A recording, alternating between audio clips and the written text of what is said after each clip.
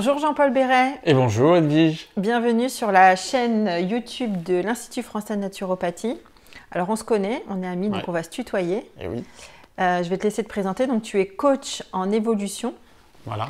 Et je vais te laisser te présenter et après on va parler d'un sujet qui t'est cher et qui est la méditation. Donc voilà, je te laisse d'abord te présenter. Alors donc je m'appelle Jean-Paul Béret et je suis coach en évolution personnelle et professionnelle.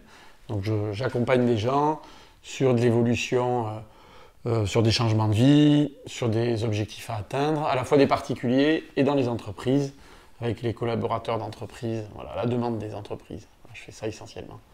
Très bien. Donc, moi, je t'ai connu à travers le travail et tu m'as amené à méditer, chose que je ne connaissais pas, que je ne faisais pas. Donc, je voudrais que tu nous racontes, toi, comment tu en es venu à ça. Parce que tu le fais beaucoup aujourd'hui, tu le diffuses vraiment bien, c'est très accessible. Donc voilà, parle-nous de ton expérience. Et en fait, avant de devenir coach, j'étais directeur dans une structure médico-sociale. Je travaillais avec des personnes en situation de handicap. Et j'avais beaucoup de responsabilités, je faisais beaucoup d'heures, beaucoup d'interlocuteurs aussi, et j'avais des journées très chargées. Et je me rendais compte qu'en fait, j'avais un mental qui était très chargé, je ne dormais pas la nuit, c'était fatigant pour moi. Et j'ai découvert une prof de yoga qui m'a initié à la méditation une première fois. Et le premier cours a été une révélation. J'ai senti d'entrée en fait qu'il se passait quelque chose. Et donc j'ai souhaité creuser. Donc je me suis mis tout seul après avec une application. Et j'ai médité à partir de là tous les jours. Je me levais 20 minutes plus tôt le matin. Donc tu avais cette discipline, voilà, ça c'était très important, imposé. déterminant en fait. Ouais. Je me suis imposé de le faire tous les jours. Je m'étais mis pas de date butoir pour arrêter à un moment donné. Je me suis dit, voilà, t'y vas. Et tous les matins, je me réveillais, même quand c'était très tôt quand même, je me réveillais à 6 h du matin. Ouais. Je faisais ma méditation, c'était la première chose que je faisais. Et j'ai fait ça pendant des mois régulièrement, de manière très très stricte. Et j'ai senti que petit à petit, en fait, mon esprit s'est apaisé, ça s'est calmé. Et puis j'ai fait des choix après aussi, j'ai fait des changements d'orientation professionnelle avec ça. Donc c'est une de cette pratique-là qui t'a amené à changer peut-être professionnellement de voie, d'orientation aussi? Oui, parce que ça m'a permis en fait de découvrir des choses à l'intérieur de moi que je ne connaissais pas. Ouais. Et que j'ai pu approfondir. Et ça m'a donné l'envie de faire de l'accompagnement mon métier.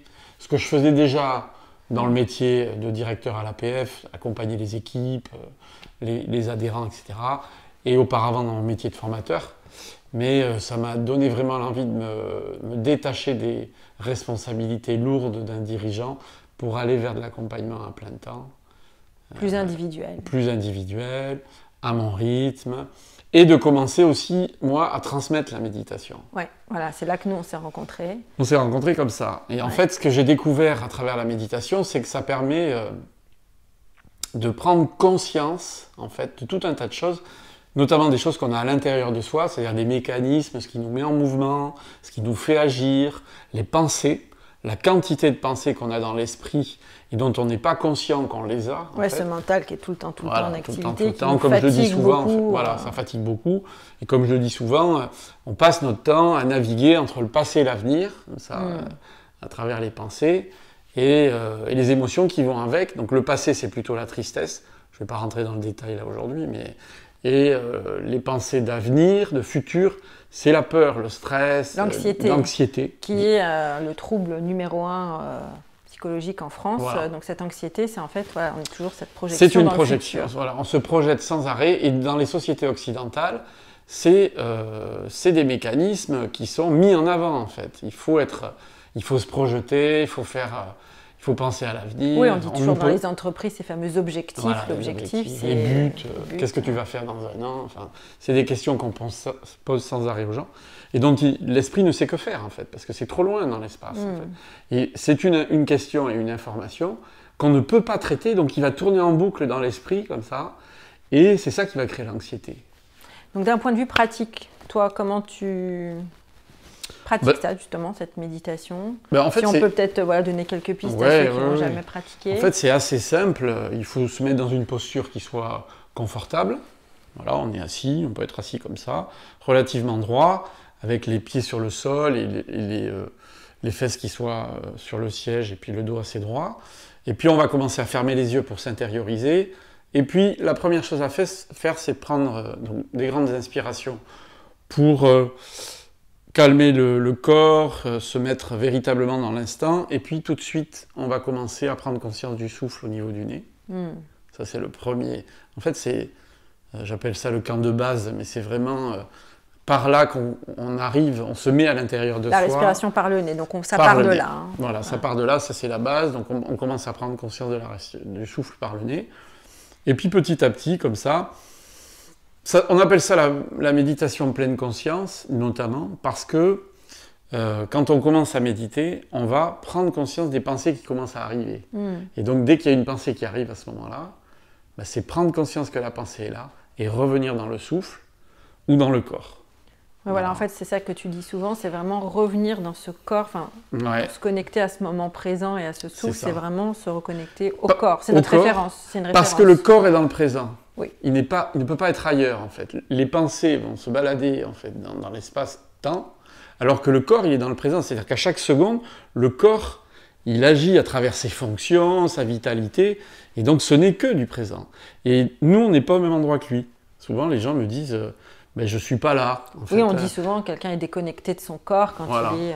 voilà. Donc ce que tu nous proposes, voilà, c'est vraiment de revenir dans ce corps. C'est ça, de se reconnecter. Ça, c'est la première chose, en fait, se reconnecter au corps qui est dans le présent, et après prendre conscience du tumulte du mental, en fait, pour petit à petit s'en détacher. Ça, c'est le fameux détachement, en fait. Le lâcher-prise, c'est ça, hein, c'est se détacher des pensées auxquelles on est attaché. C'est-à-dire que ça va tourner en boucle pendant des heures et des heures sur une pensée qui peut être qu'est-ce que je dois faire demain, qu'est-ce que va devenir ma fille, quel métier je ferai demain. Et on va tourner en boucle comme ça. Et comme on ne se met pas en action relative à cette pensée, ça tourne. Ouais. En fait. C'est parce qu'on ne se met pas en action derrière. En fait, hein. Parce que ce qui se passe, c'est que l'essence du corps capte l'information qui vient par tous les sens. C'est envoyé au cerveau, qui va traiter, et qui a pour vocation de nous l'envoyer dans le corps à travers les émotions pour qu'on se mette en action, en mouvement. Voilà, et ce qu'on ne fait pas. Et donc ça tourne, ça tourne. Donc la méditation permet vraiment de revenir dans le présent, et petit à petit de calmer l'esprit. Et puis après, voilà, on peut commencer par ça en tout cas, sur des méditations ou des respirations qui sont courtes, ça peut être 10 minutes, 15 minutes. C'est intéressant quand même d'avoir une pratique quotidienne. Régulière. Parce que c'est aussi un entraînement. C'est-à-dire qu'en s'entraînant à repérer les pensées en permanence, on est capable de le faire dans la vie après. Et on est capable à tout moment de repérer le mécanisme qui se met en marche et du coup de s'en détacher. De prendre un petit peu de recul par rapport à ça et que ça ne provoque pas cette émotion. Voilà, on s'en détache. Et la peur, toutes les émotions qui sont liées aux pensées, petit à petit, s'atténuent. Et donc la souffrance aussi. Oui, c'est ça. C'est ce qui fait souffrir les gens. Les pensées, la charge mentale en fait, c'est ça qui fait souffrir les gens. Relié aux émotions. Parce que ça fonctionne avec les émotions qui sont mémorisées dans le corps. En fait. Alors elles se sont mémorisées à un moment donné dans notre histoire, elles sont installées dans le corps, et ça va réagir avec les pensées, comme ça en permanence. Donc c'est pensée, émotion, pensée, émotion, pensée, émotion. Mais ça se fait sans qu'on le sache, en fait. Donc l'idée, c'est vraiment d'en être conscient. Par cette technique. Simple. Toute simple. Peut-être simple, de se connecter à son souffle, à sa respiration. Souffle, respiration, conscience des pensées, et de le faire de manière consciente. Certains me disent, par exemple, il y a d'autres manières de méditer, à travers la marche, par exemple, faire du surf, de la couture, des choses comme ça, mais à condition qu'on le fasse de manière consciente. C'est-à-dire que si on va marcher dans les bois et qu'on continue à penser, c'est pas tout à fait le même truc. En détachement.